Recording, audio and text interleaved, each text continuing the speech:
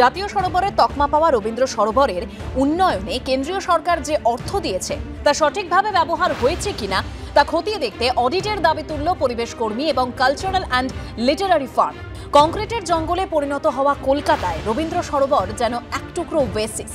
রবীন্দ্র সরোবরে প্রাতঃভ্রমণকারীদের সংগঠন lake lovers ফোরামের অভিযোগ, রবীন্দ্র সরোবরের ৮ নম্বর গেটের কাছে প্রায় ৫ বিঘা জমি কলকাতা মেট্রোপলিটন ডেভেলপমেন্ট অথরিটির বা KMD এর তরফে একটি প্রাইভেট ক্লাবকে ক্রিকেট প্র্যাকটিসের জন্য দিয়ে দেওয়া হয়েছে, যা সম্পূর্ণ বেআইনি।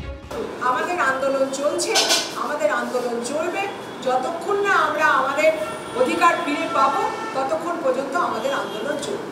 এগুলো হচ্ছে কাজ নেই তো খই ভাজ। ওখানে ওই লাইনটার মধ্যে 3টে কোচিং ক্যাম্প চলে, পিচ করে। তো পিচের সাথে প্রকৃতির কি সম্পর্ক? সেলিব্রিটি ক্রিকেট এবার তো আমরা চ্যাম্পিয়ন হয়েছি, বেঙ্গল চ্যাম্পিয়ন হয়েছে, মানে আমাদের টলিউড। তো তারা যদি একটু 1 মাস 2 মাস প্র্যাকটিস করে, ক্ষতিটা কি আছে? এই অবস্থায় এবার অডিটের দাবি তুলল পরিবেশ কর্মী এবং কালচারাল অ্যান্ড লিটারারি ফার্ম। 10 দিন আমরা 10 দিনের মধ্যে ইন্টারনাল অডিটের অর্ডার দেখ।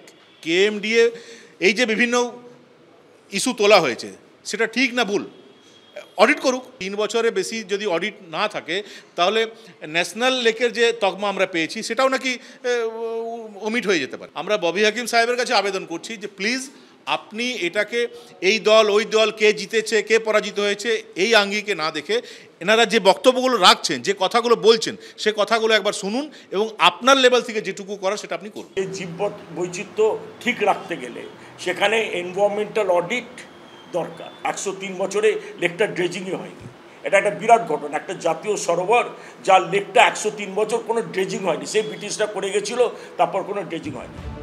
রবীন্দ্র সরোবর নিয়ে কলকাতা হাইকোর্টে মামলা করে সবুজ মঞ্চ নামে একটি সংস্থা। সেই মামলায় বৃহস্পতিবার বিস্ময় প্রকাশ করে রাজ্য সরকারকে হলফনামা দিতে নির্দেশ দেয় কলকাতা হাইকোর্ট। 25শে জুলাই পর্যন্ত এই এলাকায় স্থিতাবস্থা বজায় রাখার নির্দেশও দেয় আদালত। রুমা পালের রিপোর্ট, ABP আনন্দ, কলকাতা।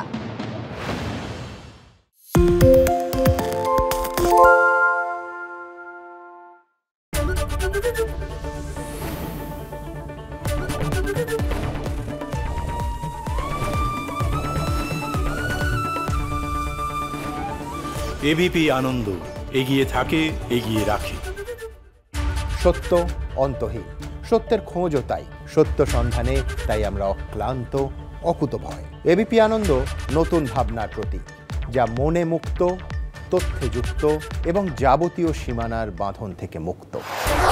সীমা না শব্দটির মধ্যে লুকিয়ে আছে মানা শব্দটি, যেন চোখ রাঙানি এক অদৃশ্য বেড়াজাল, যা আটকে রাখে আমাদের এক ছোট্ট গণ্ডির মধ্যে।